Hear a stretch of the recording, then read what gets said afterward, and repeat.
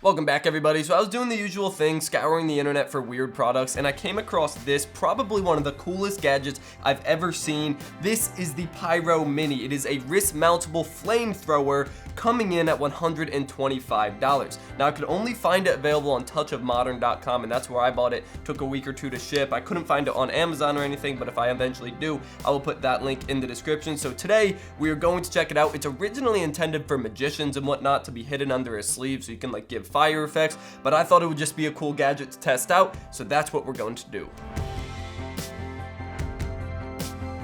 Alright, so a quick overview of all the parts associated. It's actually a pretty complicated product. This is the unit that straps onto your wrist that you actually fire from. This is a remote of sorts. I would kind of call it a trigger. They sync up and then this starts to heat up these coils, which then ignites the material inside. This is cotton and this is flash paper. Cotton is like the initial thing that ignites, and then the flash paper is what flies out. I'll show you loading it in a second, but you get a lot of cotton flash paper. This is just one sheet and one bit of cotton. However, they do come wet, and then you have to let them dry out for a day. That's to adhere to just the regulations of shipping services, so I did have to wait 24 hours to let these dry out. And then this is a plunger slash roller tool that is used to like stuff the materials into the barrels. So that is what we're gonna do now. However, I am gonna load up the tutorial to make sure I'm doing it right, because the last thing I want to do is burn something in here.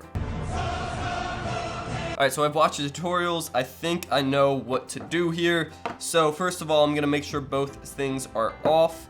And then what I'm gonna do is take a little bit of cotton, and you really don't need much.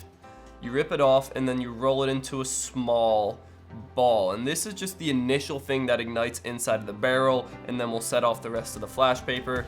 But this is, you don't want to put too much cotton in or else it will not ignite properly. So you can see that's a pretty small ball. I think you can see that, and it just fell off. Just about the size of a, pinky nail or something.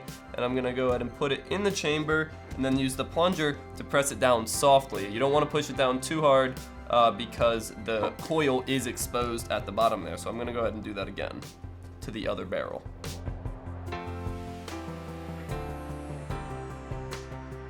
Alright, and now is the flash paper time, and this is more complicated. So basically you want to cut it into rectangles. So I'm initially just going to fold it like this, fold it in lengthways to get some small rectangles. Certain versions of the Pyro do ship with them pre-cut and ready to go. And they have a lengthy process of folding it and exactly how to fold it in the tutorial. However, it really just seemed to me like you just need about the right size and then roll it up in a specific way and stick it in there. We're gonna find out if I'm wrong on that, but before I spend 15 minutes meticulously doing these, I'm just gonna try it myself and see how it goes. So a little bit smaller than that probably. And then there's a little hook on here that you can use to fold it and roll it the non-easy way. That was a really bad way of describing that. So then I end up with just this little cylindrical shape of flash paper, and I'm gonna go ahead and put that right in. Let's make sure it's still working, and then I'm gonna go ahead and put that in. And then you want to take your plunger and put it in not too far, just until you feel a little resistance. That's right there for me.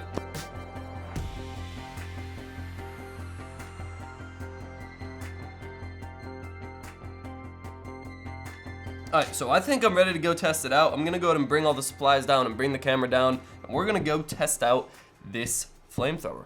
Alright, so for safety reasons, I'm gonna test it the first time, just not with it on my wrist, because I want to make sure I know what's going on. I'm gonna shoot out that way towards the brick so it's not flammable, and then I'll go ahead and put it on my wrist and test it from there. So I'm gonna turn each remote on first. Whoa! Alright, so I've got this one on the wrist. Then I go ahead and turn it on. There's an H and an R. I don't know what the H and the R stand for, but both are on. So I'm gonna try it on the R. I'll go sort of towards the camera and see how this looks. Oh, this is weird.